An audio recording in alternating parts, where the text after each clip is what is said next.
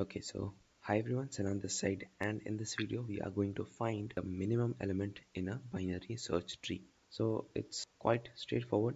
So given this example, what is the minimum element? In this one, it's the value 1. In this case, the minimum value is 9.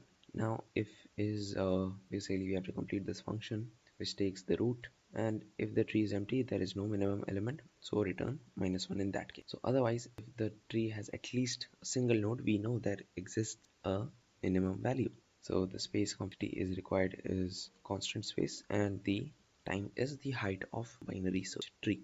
Fine. So how do you do this? Now a clear observation would be that the leftmost element is the minimum element. For every node, numbers that are smaller to it would be present on the left, and on that left node, numbers smaller than this would be on the left again.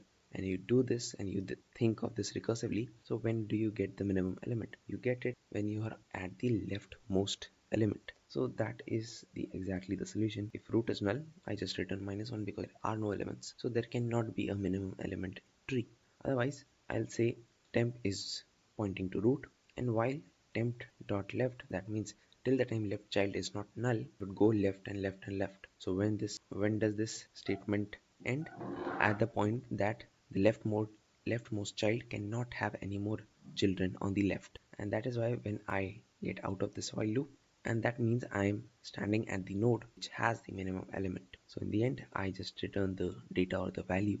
Given this struct, you just return the data and you're good. So the space complexity is again constant. You're not using extra space or space depending on the size of the tree. What you are just doing is going left, left and left till you can go no more, right? So if that is the case, the time can be at max the height of the binary search tree, right? So either the leftmost node is having the height of the binary search tree or it's less than. So we are following the time and space complexity constraints and we are good to go. So that was the whole video all about. Yep, difficulty is basic, but for the sake of being consistent, I am making this video.